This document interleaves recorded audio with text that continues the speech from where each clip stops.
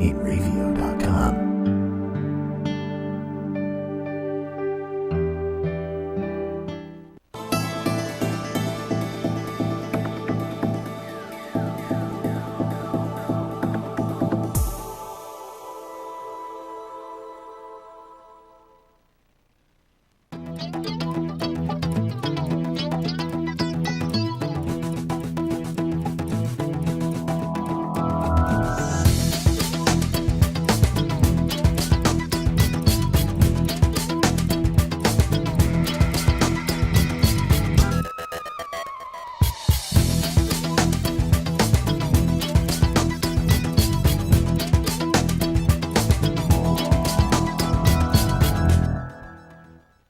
Hello again, everybody. This is Joe Larson, and you're watching the 5 Off, 5 On Racing Show. My driver took the night off. I had to drive myself, so I haven't done that in a long time, but that's okay. I even remember how to get here, because usually I sleep on the to and from, but anyway, it's all good. Hope everybody had a good week. Not a lot going on in the racing world, racetrack-wise, obviously, because it is the off-season. It's the middle of January, well, almost the middle of January. But there are things going on that we're going to talk about. We got some stuff to talk about. We'll have a couple of interviews later on today in the broadcast. Tony Ferrante, Whelen Modified, Tony Ferrante Jr., I should say, Whelen Modified Tour driver who's taken some time off and has gotten rid of some of his equipment. But he's concentrating on boating. And a little announcement that Todd Szegedy, 2003 NASCAR Whelen Modified Tour driver, made kind of shocking a few people. But, well, what are you going to say? Russ Dowd, the voice of the Thompson Motorsports Park in Thompson, Connecticut, announced his retirement after 46 years in the business. Dowd raced go-karts on the old quarter-mile track at Thompson Motorsports Park way back when, and then he ran modifieds until 1980, came off the racetrack, went into the announcer's booth at the request of Bill Slater, who was the race director at the time. Russ, he's worked at a lot of racetracks. Waterford, New London Waterford Speedbowl, Stafford Motor Speedway. In Connecticut, he also worked at Westport Speedway, Riverside Park, Pocono, and many others up and down the East Coast.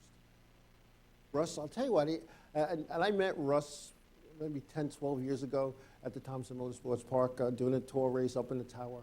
And here I was a brand new guy, first time calling a race at Thompson at a track that size, because my first race that I did was at New London Waterford Speedbowl. And here I am at Thompson, and the support staff that I had were all around me, and I'll be honest with you, I was nervous. And Russ Dowd came over to me, he goes, "Kid, it's nothing. It's not." He called me kid. I mean, at the time I'm in my mid-40s, he called me kid. But I wish Russ Dowd well in his retirement. I'm sure he'll be around the racetrack, Thompson Motorsports Park. Great guy. Class act. Anytime I needed something, he was there. Whether I needed something to drink up in the tower, or I needed something to eat, or even to get a few people into the races, on a non-touring night when I technically don't have a list. So, wish him well in his retirement, and I'm sure he's not going to go very far.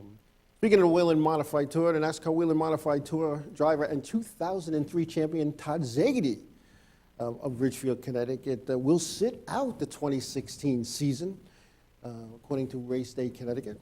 Szegedy, who drove the legendary Mystic Missile #4 of Bob Garbarino this past season, is also walking away from his part-time ride in the Valenti Modified Racing Series and the Tri-Track Open Modified Series.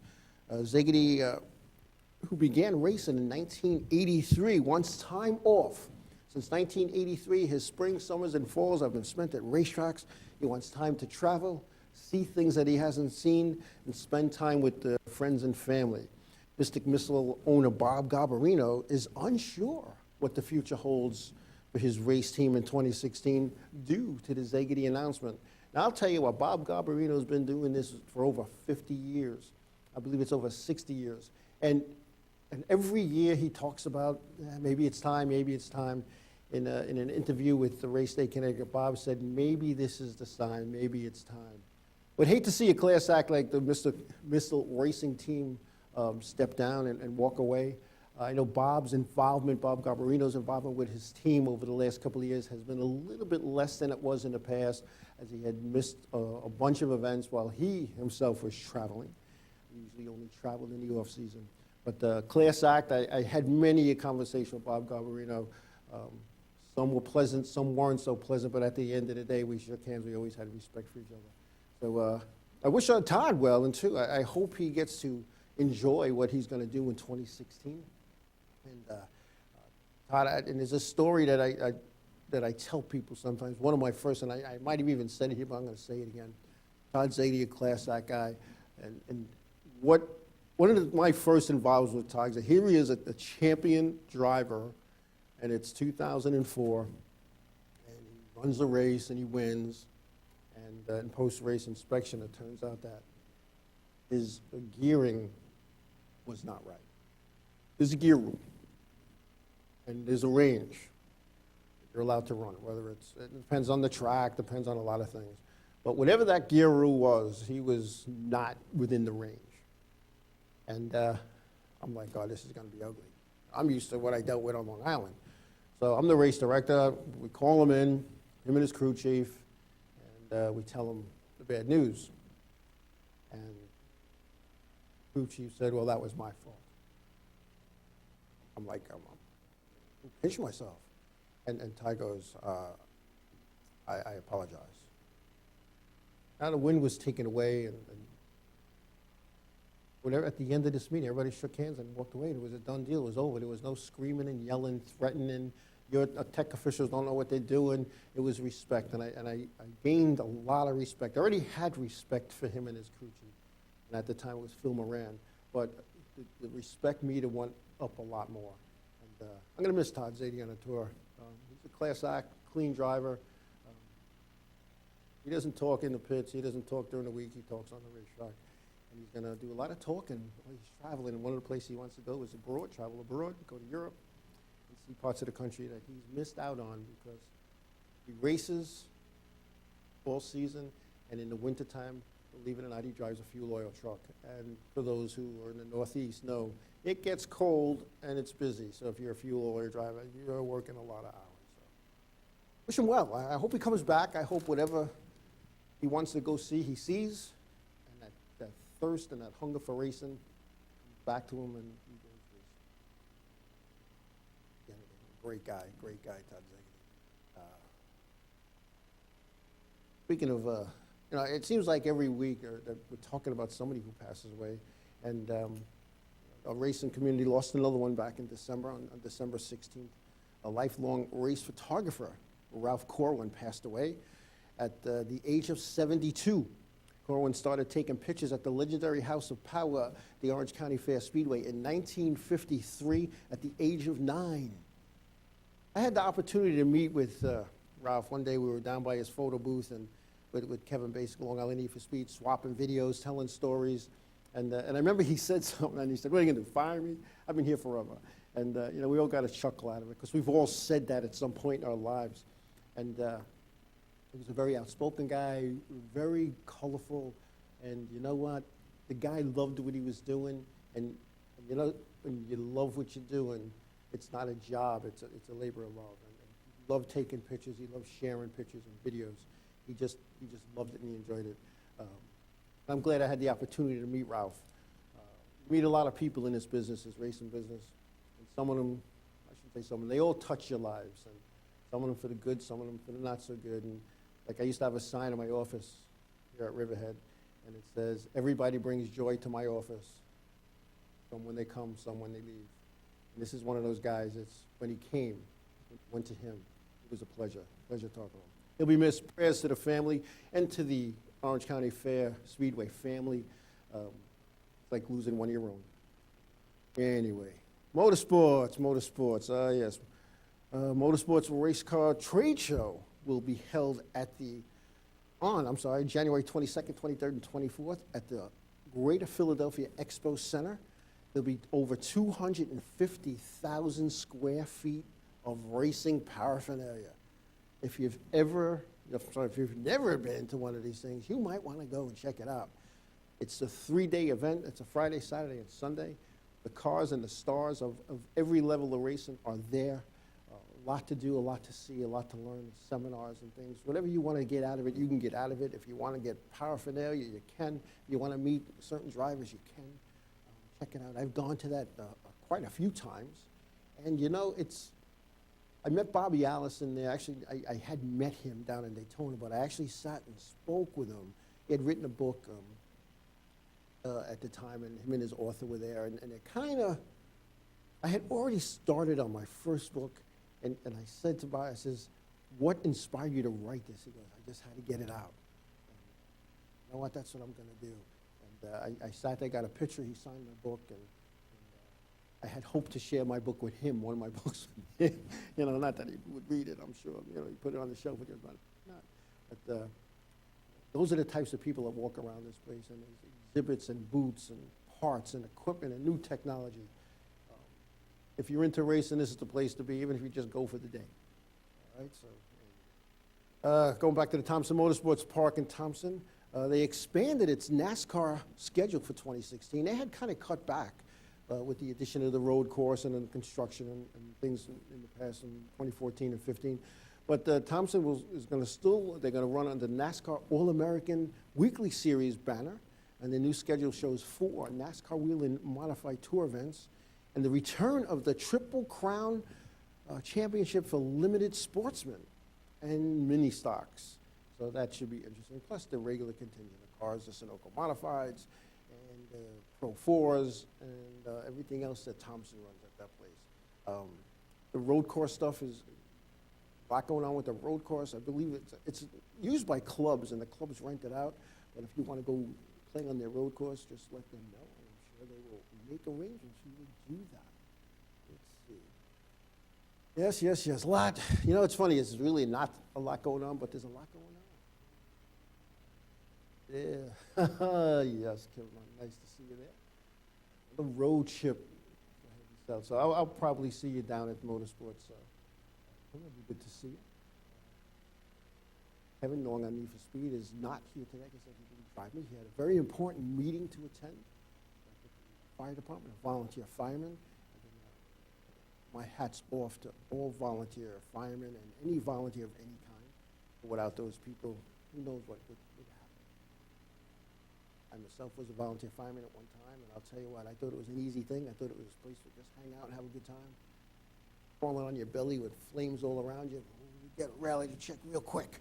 So I thought racing figure 8 cars was scary. That's nothing compared to crawling on the floor. But it's all good. But Motorsports Expo, it's awesome.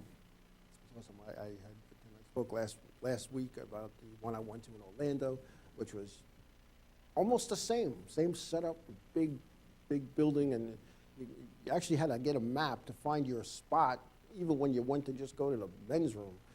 But it'll be fun. We had a good time, and I talked about some of that stuff last week. But anyway, we're going to take a break, and we come back.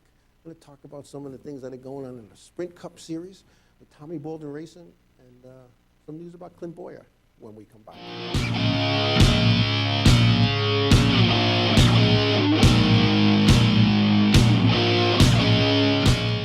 Hey, this is Chris Jake, and if Inravio.com spots you at an event wearing this bracelet, they will give you $100.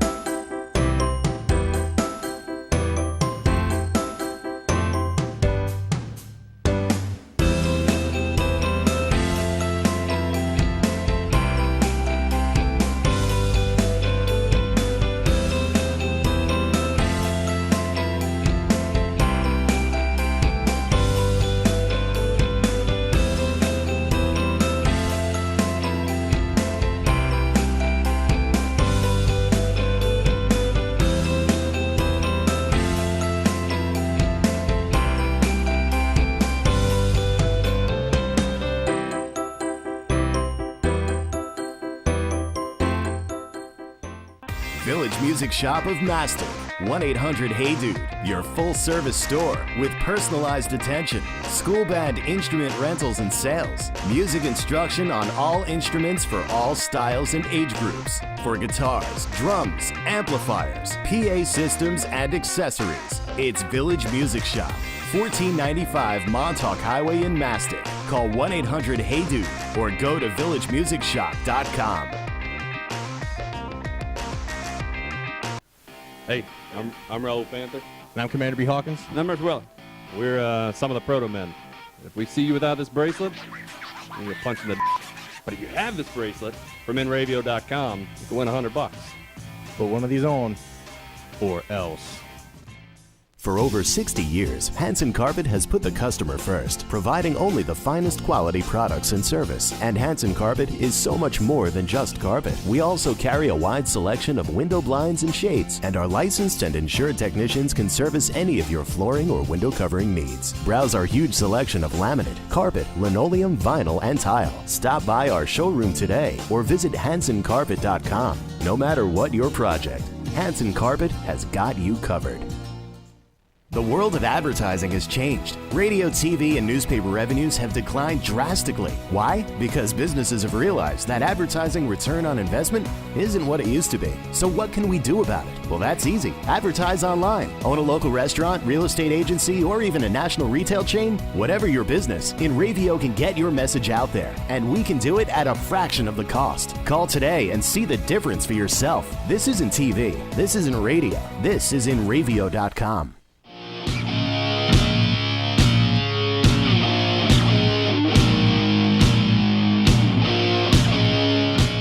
Welcome back. Broadcasting live from Inravio Studio C in New York. Having a good time tonight.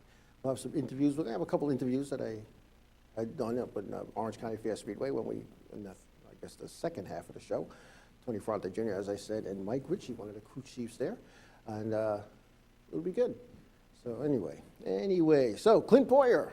Clint Bowyer, fresh from losing his job at Michael Waltrip Racing because they shut the doors, will be driving his car number 15 when he moves over to H. Scott Motorsports from the closed Michael Waltrip Racing. 5 Hour Energy, his prime sponsor at Michael Waltrip Racing, posted a picture of Boyer's number 15 on their website, saying it was the 2016 car. So it looks like they're back with him. He took his sponsor, he took his number, because technically Michael Waltrip Racing owned the number. And the way numbers work, and there's a lot of politics with that, but the way numbers work in the top levels of racing, the Sprint Cup, Camping World Truck Series, the Xfinity Series, K&M Pro Series, Whelen Modified Tour Series. The way it works is technically you buy your number, and the owner owns it.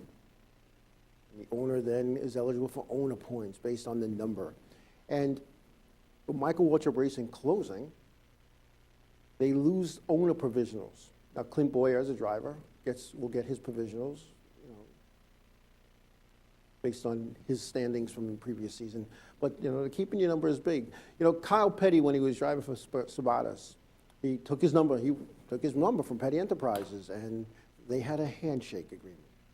The 42 was in the Petty family since they started racing. As Lee Petty, that was his number. Kyle took the number. He was the 42, and then drives for Sabatas. A couple of seasons go by, he loses the ride, and he wants his number back. And Felix Sabatas said, no, you can't have your number back. Became the 45. True story. True story. Numbers big. Numbers are big. So anyway, good luck to Clint Bowyer with his new team and his old number. Also, Tommy Boulder Racing has announced major changes within its organization for 2016. Frankie Bergeron moves from Joe Gibbs Racing to Tommy Boulder Racing, overseeing car construction and fabrication. Actually, he'll be the car fabrication and shop manager. Be running that part of it. Chad Walter, also from the defunct Michael Waltrip Racing, will be on board at Tom Boulder Racing and will work with Ed Nethman in the race simulation vehicle dynamics. It used to be you built the car, you went racing. Mike Brill joins Tommy Boulder Racing as car chief for the 7. leaves of Richard Childress Racing for this job, and longtime team member Jamie Tomeno Jr. out of New Jersey has been promoted to shop foreman. So it's good to see a lot of the guys at Michael Waltrip aren't just kicked to the curb. They've landed, some nice jobs. And it's a shame that Michael Waltrip Racing had to close the doors. I think, this is just my opinion, and I think I'm a businessman. You can, but it doesn't work usually.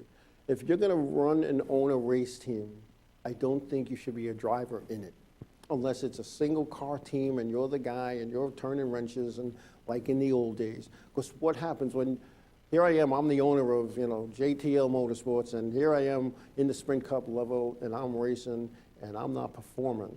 I'm not going to bring myself into the office on Monday and say, listen, Joe, you don't start running better, you're going to be fired, because you can't fire yourself. See, that's why the owner shouldn't be the driver at this level, the Sprint Cup Series. I just don't see it working, because he wasn't performing. And when he started to realize that, he was only going to run restrictor plate races, and that didn't seem to work, because he just got caught up on stuff. Because when you're not racing every week, it's like any other sport. If you're not playing golf every week, or if you're not hitting a baseball every day, those skills that you've developed start to diminish. And you hop back in, it starts to feel good, but that constant continuous improvement kind of goes away when you haven't been in a race car for 2 months, 3 months. When all you're racing is these super speedway events, and trust me, when you're going at that speed, and you keep your eyes focused ahead of what's in front of you, what's ahead of you, you don't realize that speed until you do this, and everything's doing that. And I noticed that the first time I went on a bigger track and 600 horsepower, and I remember coming off the corner and like, wow, this is nothing. And I did that just for a second, and it was a blur. Now, when you have a guy like Michael Waltrip, yeah, he's an experienced driver, he's driven everything there is to drive, he's driven every racetrack across the country, he shouldn't have been the owner. He got bailed out once by Bob Kaufman. Bob Kaufman came and put up a lot of money to save Michael Waltrip Racing, but they weren't performing. He's a businessman. Time to stop the bleeding. Let's get out. Money stopped. Bob Kaufman went over to Ganassi, write some checks there, and Michael Waltrip had to close the doors. It's a shame.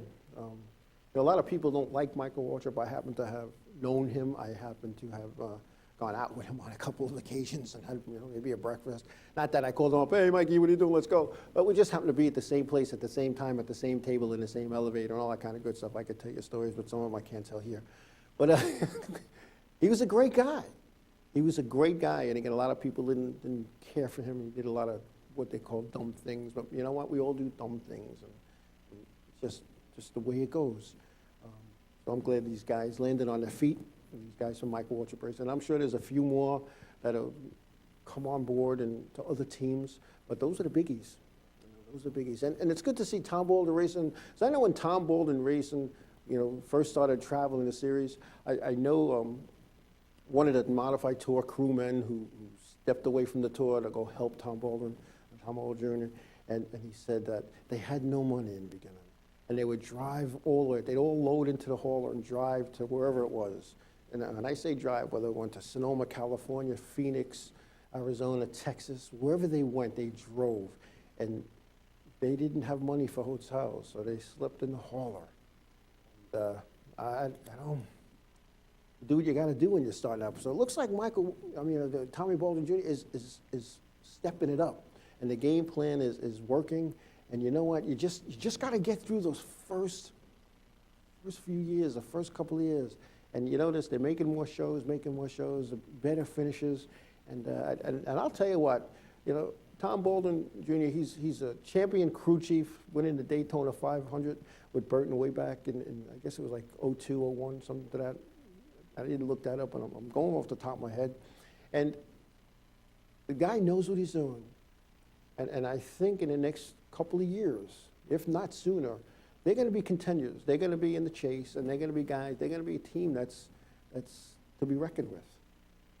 I just think it's going to happen. And yeah, you know, I see the chat room people are saying that, you know, Michael Waltrip's a crybaby. You know what? I'll tell you what. He's the opposite of his brother, Dow, who just used to just shoot his mouth off. And back when the drivers were just perfect little soldiers, didn't say anything negative, because negativity could be taken by the powers to be at NASCAR. It could be taken, you know, they're going to take it out on you. Like that gray area stuff, all of a sudden it's going to be real black or white.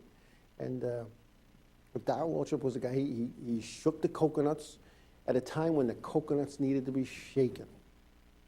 Now Michael, Michael speaks his mind. He speaks from here. Not a lot of people do that anymore. He speaks from here, and he's not afraid to say what he feels. And you know what? What are you going to do?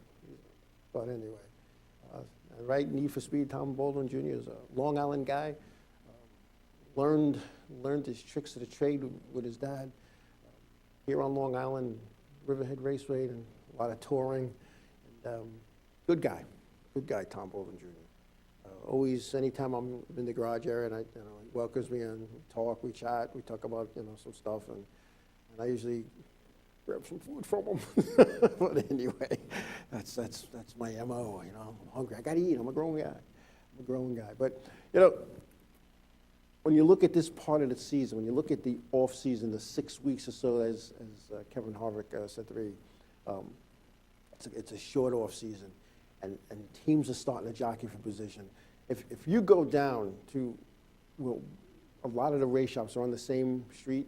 On any given day, you'll see somebody pushing their toolbox up the street and across the street to another shop, and vice versa. You see a lot of that, and I didn't believe that. A friend of mine was working on it. He goes, it's like every day you see that. Whether they got fired, whether they quit, whether it was time to move on. You see toolboxes going back and forth across the street. And I had the opportunity to take a walk through Rouse Racing a few years back, and they let me walk through the whole place. And I was like, wait a minute, there's like a room that just had rear ends. There was a room that just had engines. I mean engines, not like 4 or 5. There was rows and rows of engines sitting there. There were cars in different levels of completion. Cars that, some painted, some not. Some were like practice cars. They were like primer gray with like their number, the team number, and an A or a B or a C or a D. And outside there was like a pit thing set up so they could practice pit stops. And it was a weight room that was like better than any gym that you would see. Because people think of race cars, they're not athletes, and they are. Crew members. I mean, think about it.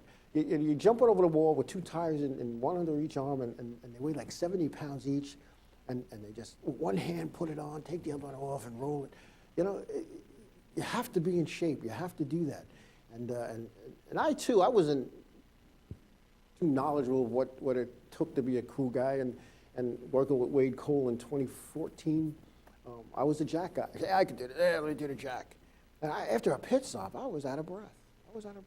And I think I'm in kind of like good shape, I don't know, but it wasn't easy. And we had the Brunhutzel jack. It was light. A couple of pumps, the car is up, boom, and off it goes. But I don't know. Guys are making fun of Michael Waltrip. Buffy doesn't like Michael anymore. She still likes him. They're just not married. They went their separate ways. It happens. It happens. And they stayed friends. A lot of people can't stay friends. Some can. Depends. Depends on what's going on. Anyway, we're going to take a break. When we come back, we'll have a couple interviews from the Orange County Fair Speedway. It should be interesting to watch when we come back.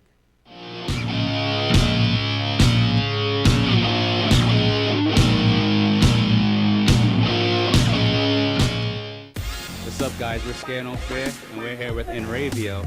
If they catch you at a show with one of these bracelets, you will win $100. That's a lot of money. So get a bracelet. Do whatever it takes to get that. Hit them up online.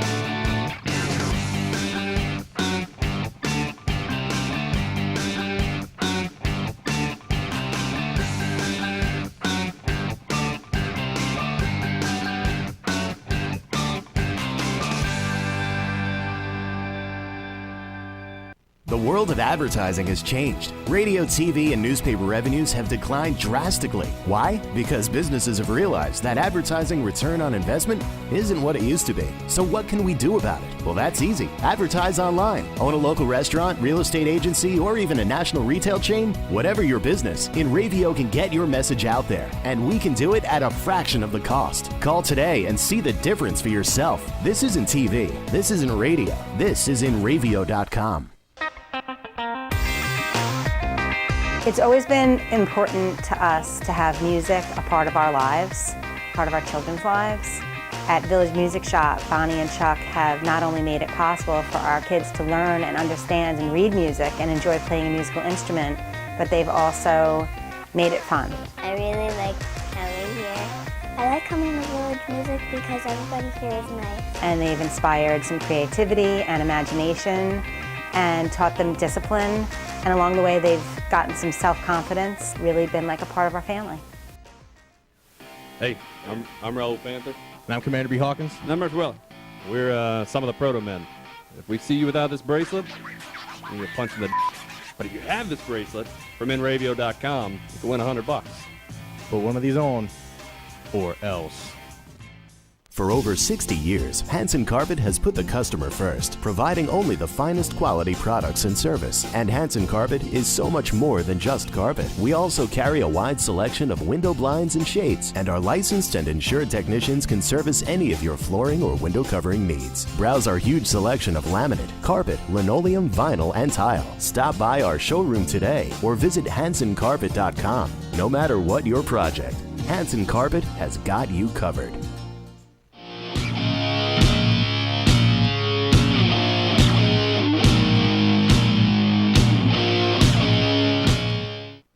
And we're back. I'm watching and reading some of the stuff in the chat room. Yes, the hand's doing good. I just want to say I had a little procedure done to my hand a few weeks ago. It still feels good. I couldn't do this. This finger didn't work at all. But anyway, it works now. And and for my buddy Kevin, yeah, I'm getting in shape. I just joined the gym real quick. I just joined the gym. I have a personal guy that's going to help me. And what I'm looking to do is get my upper body to what it used to look like. For those who knew me 30 years ago, it's going to take a lot of work. But we're going to do that. We're going to do that. So we're going to work on that. And this way it comes to go time to, whether I'm jacking up a car, and I did get beat up on it. That jack beat up. Never mind. Anyway, we got a couple interviews from the Orange County Fair Speedway. Take a look. Enjoy.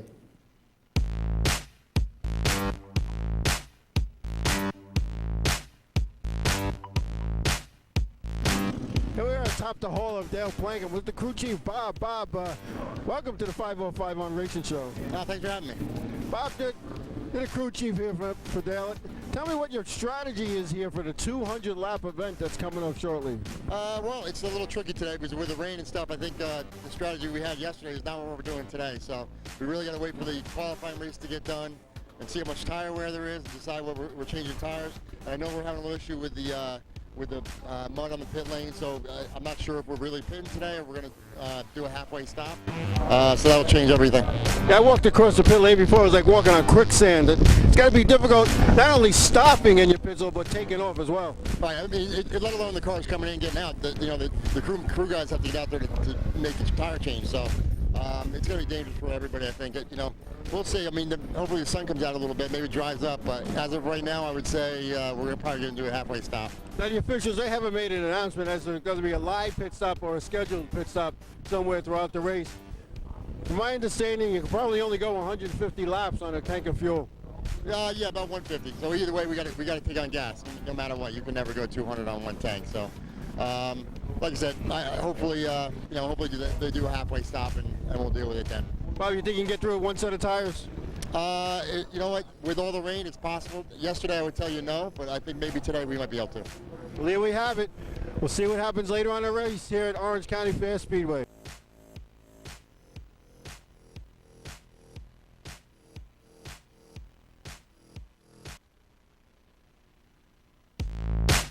Here we are, Mahona Valley Speedway, 505 on Racing Show, and the Long Island Need for Speed. Here, Mahona Valley Speedway with modified driver Eric Carco. Eric, how you doing today? We're doing pretty good. We're ready to go here. What do we got going on tonight? Today's our Oktoberfest.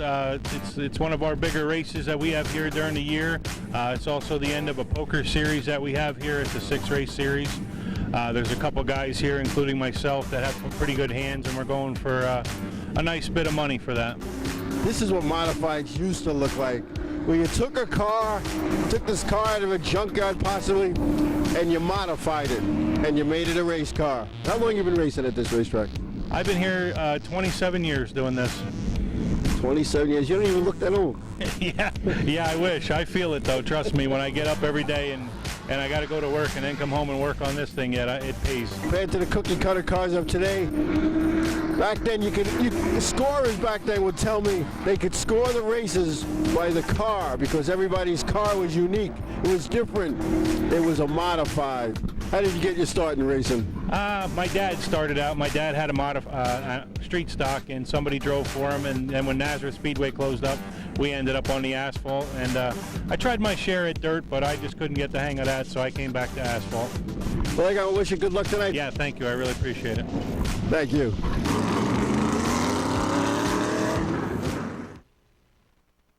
Yeah, I thought we had the Ferranti interview, but that was good. You know, and I got to tell you, you know, like I said earlier, I've gone to dirt tracks in the past. Back in '88, I went to Cottage Grove Speedway in Oregon. 15 or so years ago, I went to Volusia County, saw some dirt racing. But behind the scenes, getting there when the gates open, talking to people, talking to the promoters, talking to the crew, talking to the track crew as they prepare the racetrack. You know, a lot of people think you go to a racetrack, especially an asphalt track, you go in, you put the key in the lock, open the gate, you know, they'll build it and they'll come. But at a dirt track, it's an all-day process. They start at the crack of dawn, getting the track ready to go racing. And with Mike Ritchie, talking to Mike Ritchie about the track, the day before there was no rain. Track was solid as a rock. It was good. It was hard. It was nice. And you know, basically what they end up doing is they end up tearing it up, getting some water in it, getting the moisture in, and they pound the water in with the race cars. But that day, when I tell you, that day, the mud, it was like when I walked across pit road, I was up to my ankles in mud. And I know my buddy Kevin, he was there, and he had these new sneakers, New York Mets colors, all excited about the Mets and the playoffs. And you couldn't tell what color those sneakers were at the end of the day. It was quicksand. And a lot of the teams had put hay down where they were working on the cars just to absorb the moisture. But watching these guys work on these dirt cars and the practice, and they go out and do like 3-4 laps, boom, that's it, practice is over. And you go to an asphalt track, you go to a modified tournament, it's an hour and a half. And what some of the teams do, and I've always said this, you know, you're trying to gain that 1/10 of a second, that half a tenth, and you end up dialing yourself right out. You know, and I can remember some races, especially here at Riverhead, you know, where it's a quarter mile and 50 some odd race cars showed up for 28 spots. The difference between the pole sitter and home was 2/10 of a second. That's a blink. That's a blink. That's how competitive it is, and that's why they're searching for that extra tenth, that extra, you know, half a tenth even.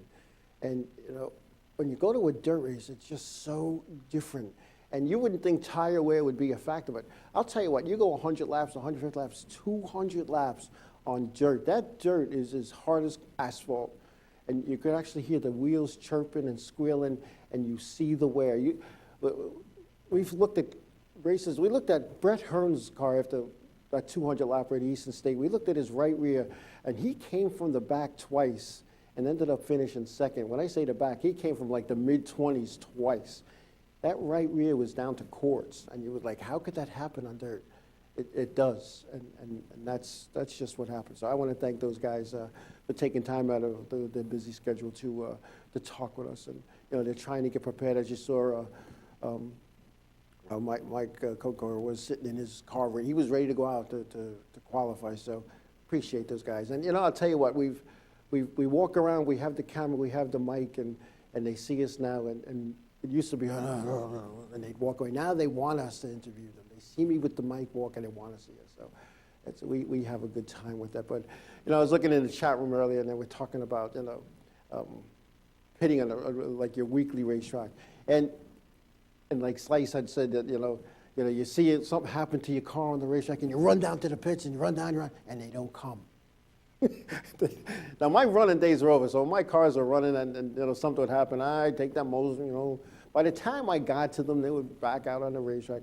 But a lot of racetracks, the way the pit areas are set up, it's a hike from where you watch the races to where you're pitting. And unless you're one of those in the in crowd, you're pitting, in another time zone sometimes. I can remember the first time I went back to Riverhead Raceway in 1989, and anybody who's familiar with that place, the pits were only paved to a certain point. Now, if you look all the way back, almost in Calverton, almost West Main Street, at the end of the pit, that's where I pitted. And anytime that I had to pull in with a flat or something, I never made it back out. But I got to be in the in crowd a little bit, and I was like the fourth spot from the handicapper shack. I was in some good company, the late Chris Young, Tommy Ryan, John Ford, and I was parked with those guys, Oh yeah, we had Carl Miller. I don't know how I got that spot. I do know how I got that spot. Read my book, you'll find out how I got it. But those were the days, and I didn't really have a crew. It was whoever I could hoodwink into helping me. But then I got really smart, and I brought my spare tires and my jack and my wrench, whatever, up to somebody who was parked up there. So finally, after much manipulation and wheeling and dealing, I got a spot up there. But it's tough, when you go to racetracks that have a pit road, it's just like the Sprint Cup level, the wall's there, you can't jump over to a certain spot, and a lot of our guys, they're not used to that. And you get penalized, over the wall too soon, pitting in too fast, out too fast.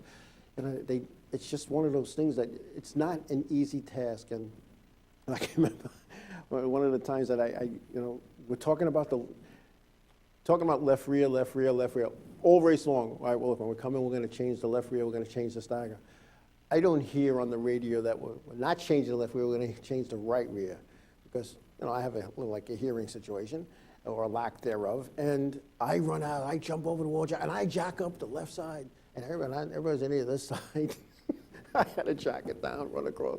I felt like such an idiot, and it cost us a laugh in the pits, And I'll tell you what, Wade Cole, a consummate professional.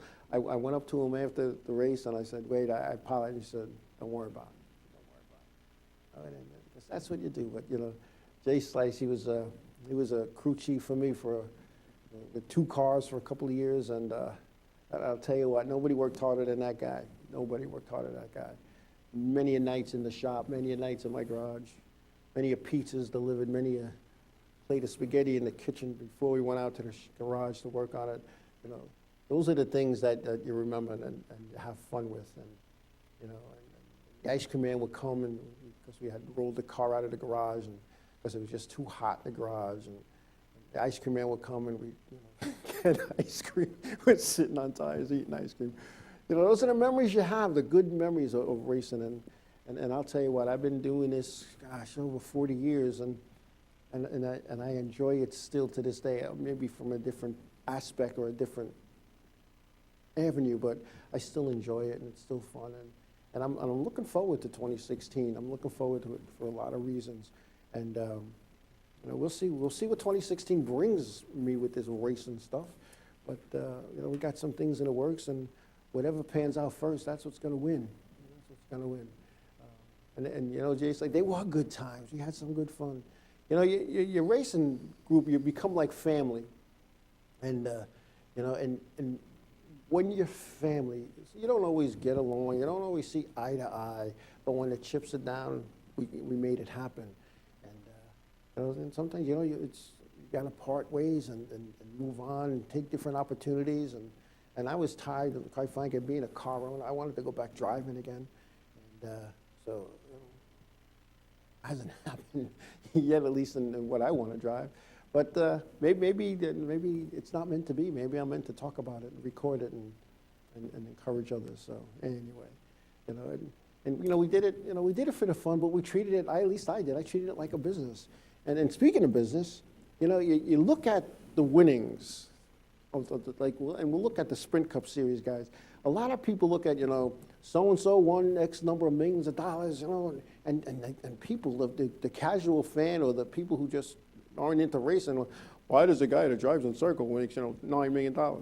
Well, in the Sprint Cup Series, the drivers reportedly make millions. NASCAR published driver earnings showing Kevin Harvick topping the list with $11.7 million in earnings in 2015. This included race winnings, special awards, and the special awards would be if you got the pole, the hard charger, there's a bunch of contingency awards that you get paid for. And the point fund, $11.7 million. Joey Logano was second with $9.6 million, with Jimmy Johnson third with $8.2 million, followed by Jeff Gordon with $7.6 million, and Brad Keselowski with $7.5 million, as was Denny Hamlin with $7.5, Matt Kenseth $6.8, Dale Earnhardt Jr. $6.7 million, and Martin Truex Jr. $6.7 million. Those are the top 10. There's a lot of money. 44 drivers in the Sprint Cup Series reportedly earned over $1 million in 2015. 78 drivers took the green in the Sprint Cup Series. I was surprised when I saw that, but there's a lot of start parks, and they're in the finish. They get points, they get money. But a lot of people don't realize that many of these drivers don't see that money. I know when I was going to drive for Wade Cole in the NASCAR Whelen Modified Series, I had to sign what they called an owner's agreement. The owner's agreement meant that the money was going to the owner of the race car, of the number, because a driver, you have to have a separate license. And so the owner of the car was going to receive the check that gets mailed by NASCAR. My deal with the owner and myself had nothing to do with NASCAR. So the owner gets the check, the owner gets the 1099, the owner's responsible for the taxes. If they decide to pay me, which that wasn't our agreement, I was not getting paid to drive this modified. If they had elected to drive me, then it would be up to them to report my earnings and or at least give me a 1099 and for me to report that. But that didn't happen for whatever reason. And we'll save that for another show. But some guys get 50%. Some guys get a straight salary. I know when John Andretti drove for Richard Petty at Petty Enterprises many, many years ago, John Andretti got $600,000 a year. That was his salary. But today's standings, that's not a lot of money. And that was one of the things Big Bob O'Rourke had talked to me about. They said the problem with Petty Enterprises is that they didn't pay. So when Richard was starting to fizzle out and Kyle was moving on to do his own thing, and it was tough for him to get good drivers. He had good equipment, but it was tough for him to get good drivers because he didn't want to pay. These guys could say, look, I could be the second car at XYZ racing and make more money. But, they all have a deal. They all have something in their contract that states how much they're going to be paid. If they win, maybe they get a little bit more. If they get the pole, they get a little bit more. If they make this top 10 in points, let's say, they get a little bit more. If they make the chase, they get this. There was so many things in these contracts today that you'd be surprised that, when you see this guy, like I said, Joey Logano made $9.6 million, just under $10 million racing. He didn't see $10 million. Did he see 5? I'm sure he did. That's why these guys, do so well. I know Denny Hamlin is a very nice home down here in North Carolina, and that he built a gym so he could play basketball because he likes playing basketball. And he busted up his knee. And Joe Gibbs said, you shouldn't have built that basketball court in the house. You didn't have a busted up knee now. But the money that's made at the top levels of racing, when you look at that, I say this all the time. At that level or the weekly level, you're still spending more than you're making. When you think about it, what it costs to operate a Sprint Cup Series team, it costs about $23 million to operate a team, give or take. And that includes, you already have your cars. There's that 100,000 or that million isn't even in the equation. You already have your cars, so you got to buy tires, you got to buy fuel, you got to buy licenses, you got to pay for rooms, you got to pay for travel, airfare, haulers, you know, the building, you know, unless you own it outright, which, you know, you're still laid out a big chunk, you're renting it. You know, the cost that's associated with racing at any level is kind of the same. So, you know, they're not making a fortune racing. You're looking at what these guys made. So, all right, 11.7 million. Even if they got half, let's say we'll round it up to $10 million. So $5 million went to the driver, $5 million went to the team owner. Now, yeah, they got sponsorship money, and the big corporate associate, not the associate, but the primary sponsors are putting anywhere between $18 and $20 million in the pot for a 36 race season. And that's why you see a lot of sponsors today aren't on for the full season. They're on for 5 races, 6 races, 10 races, half the races, the big races only. Because the money that they're putting out, it's a lot of money today. In today's economic times, these companies don't have that money. It's not like years ago where, you know, there was so much money flowing around racing that you thought they were printing it. And those days are gone. And even on the weekly racing series, I talk to drivers all the time. And I'll see they put on their quarter panel, Acme Corporation. Hey, that's good, you got a call. Yeah, what they bought me 2 tires. So that team just gave up their quarter panel for 2 tires that maybe will last 2 weeks. And then that sponsor stays on the car forever. You know, they don't, all right, well, let's take it off because the decal costs so much money. So they don't take it off. And in some cases, they come out with the car next year, painted and lettered exactly the same, and sometimes they just touch it up because, you know, they don't have the money to change bodies. And that's what happens. You know, and you can't give it, and I try, like I said, I try to tell this to weekly guys all the time. You're giving away your hood. Don't give it away. Don't be afraid to go to a sponsor and say, you know, this is what I could do for your business, and it's going to cost you X, Y, Z. And you go in, you know, hey, you want to sponsor my car? You know, it looks like it's a handout. So the guy reaches in his pocket, throws you $500, you buy a couple of sets of tires, you buy your license, you're ready to go, and boom, you got a sponsor. But you know, you want that. And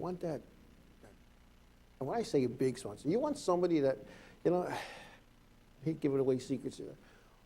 I approach, and Jay Slice will tell you, I approach sponsors in a way that I made it seem like, I'd say for $50 a week, you could do this. You got a 20 weeks race season. Let's do the math. That's $1,000. If you go up to somebody, you got $1,000 to give me? In most cases they don't. But if you say $50 a week, anybody go for $50 a week? Nothing. Beer money, some of these guys. You know, so, and that's how I'd approach it. We had a sponsor, and Jay Slice will let you know, we had a sponsor that he just, we missed a race. We missed a race because I was away at a tour race. My driver had something to do with the family. My crew chief had baseball or something. We missed a race. And this small sponsor that we had emailed me like, you know, on Sunday night, oh, I looked at the finishes. What happened? You guys correct in practice? No, we weren't there. And I didn't want to tell him that. Look, I was at a tour race. My driver was, you know, whatever.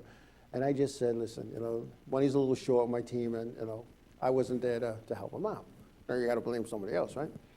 Well, he looked on the schedule. He said, this is how many races are left. There's $30 a person to get in. And he gave us the money for the pit fees for the rest of the season. And, you know, and you know, Jay Slice knows what I'm talking about. And we had a company called J4. It was just an acronym. The guy set up a business for racing. He sponsored cars on every single level of racing. When I tell you every single, I'm not kidding. Right up to, you'll see his little logo on sometimes on the sail panel of some of the cars. And J4 was an acronym, just a fan of racing. And we did that. Yeah, we had some big sponsors too. We had some little ones. And we had a food sponsor, but, you know, and I always went for the foods because you got to eat. Whether you're buying it at the store or you're getting it from a sponsor. And if you're not spending $100 a week on food and some place wants to give you the food, that's $100 a week in your pocket that you can spend on parts and equipment. So, you know, and listen to me when I tell you, don't give it away. You know, don't give away your quarter panels, your trunk decks, your hoods. You know, be firm in what you're looking for. Let them know. Let them know this is what I'm going to do for your business. And, you know, people, you know, their friend has a body shop. Oh, they painted the car. All right, that's big. That's big. So they give them a spot. But, you know, 3/4 pounds, that's big. The side of the car, that's bigger. The trunk deck, yeah, okay, you heard it, but you know what? Most pictures are taken from the driver's side because the photographer's in the infield. And what do the fans see? They see the passenger side of the race car. So that's what they're going to see. And fans are, fans are loyal to sponsors. And yeah, we had some nice Deli Boy heroes, Jay Slice. Deli Boys heroes. It was a delicatessen, I believe it was in Belmore. Baldwin. And, Jay Slice on the way out with his brother, Brian, would go out and grab the food and we'd go racing and we had something to eat. And it was enough food. In the beginning, it was a couple of heroes, but towards the end, we filled the cooler with sandwiches. And that's what it's all about. It's getting the right sponsor at the right time and doing the right things for your sponsors. And sometime in March, before the anniversary show, we're gonna have a little sponsor seminar show, so to speak, and bring in some organizations and companies, and they're gonna talk about what they look for when it comes to sponsoring a race car, because a lot of drivers, a lot of owners, they don't approach it right, and I tell you, they don't approach it right. I saw a proposal that said, if you sponsor my car, I could buy beer for my guys. And I'm like, why would you do that? But anyway, we're going to wrap it up here. I want to thank everybody for taking time out of their busy schedules to log in, chat, to watch. I thank you. I hope everybody has a good week. January is almost half over. Daytona 500 is in 6 more Sundays. That means the Bud Shootout is in 5. So this racing season is almost upon us. So whatever your endeavors bring you till our next show, please be safe. Please be careful. Give somebody a hug. Tell them you love them. God bless you all. We'll see you next week.